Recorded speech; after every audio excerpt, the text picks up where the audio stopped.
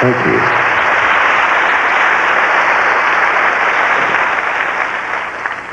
This life is very, very funny to me now. It's the only way I can look at it because if I become deadly serious about it, I would have to reconstruct myself. I'm 49 years old. It's a reality. 49, I'm jogging out on the street, running, and a little pain went into the knee, and a little felt like a knife, and I said, whoa, what is that, and when I was younger, something like that happened, I just say, whap, You can't do that at 49. Your leg, you do like that? And they say, what's the matter with you? Didn't you hear us when we first spoke to you?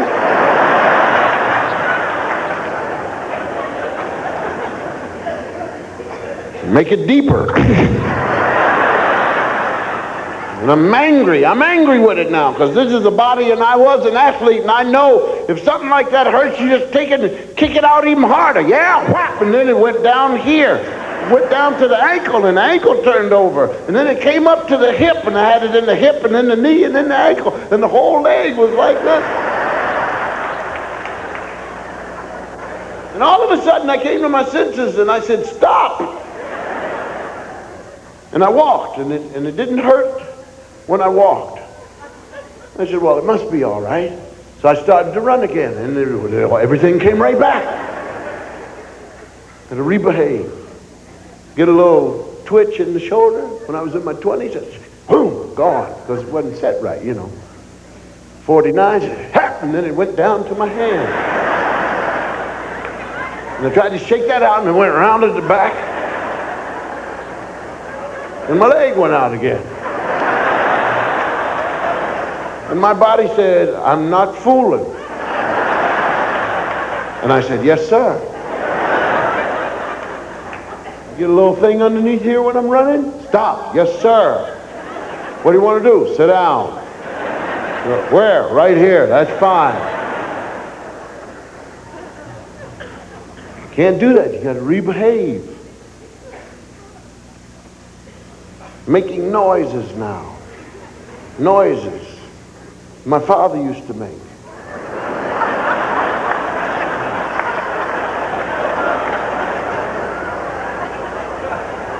My father had a body like this one when I first noticed him.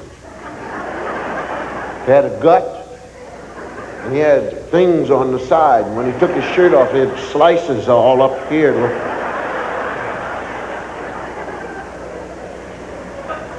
And he'd put on a shirt, and the shirt went all the way down and covered up his belt. And he'd sit in a position like this, and it would come down, and all of it was smooth. The whole shirt smoothed out.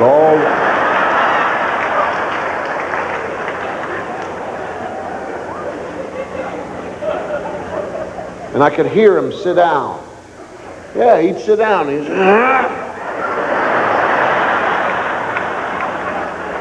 And he'd get up and made even more noise. Row!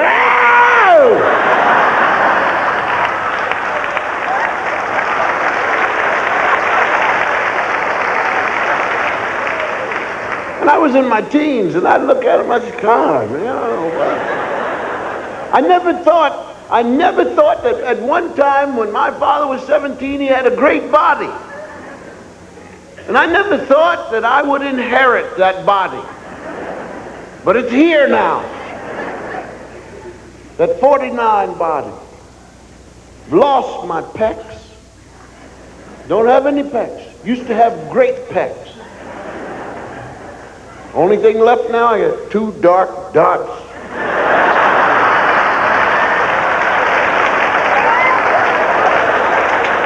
But certainly not anything there that'll help to lift.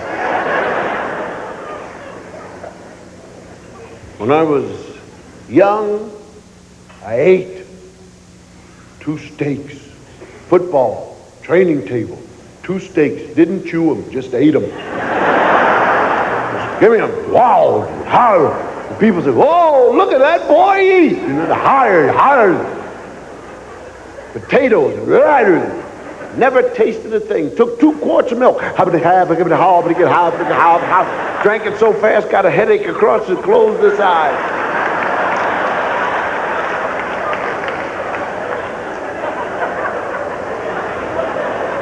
Dessert, go up to the things. Well, I'd like 3 slices of cake. Oh, look at that boy. And 1 small burp. That's all. Worked. And that was it. And never, everything was flat. Never showed a hump or anything. Now, 49, have a roll. Things starts to grow. Gas starts to come up. Raise my right arm to get rid of it.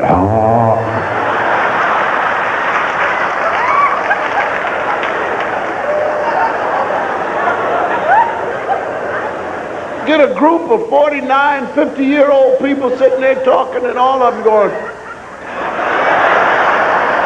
So I get whiplash. So I yes, old John.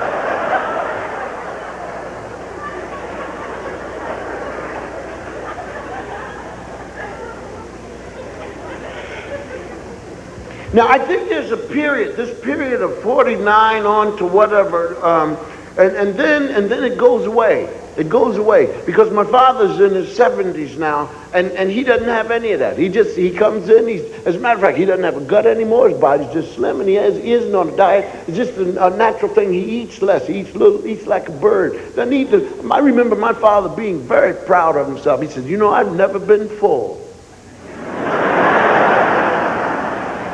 Now, just a little bit of this and a little pinch of that and something, and he gets up and, "No, I'm full. Dad, don't you want some pie?" No pie, thank you. It isn't because his doctor said, it's just, he just doesn't have that appetite. But now I want to eat. I love to eat. I mean, it's just the moment, man. Come on, dear, let's go out to a restaurant and sit there and look at that menu and say, "Well, I will have the so forth and the put on puff de piff. Please, how do you do that?" "Well, we put it in the little sauce of the salty paper and pull a small good." "Yeah, that's what I own. Enough said here. That's all I do. I just want to see it." And it comes sizzling in the sauce and things just eating. Oh my goodness gracious! Look around, see, man, take the bread. Take that bread. This is good bread. That bread. Tear that bread. Pull it. And it says sop around the plate. And it's just so I don't look too bad. Leave the little finger up. You know. Just put you try to look nice about the whole thing. Now it's sitting there. Me.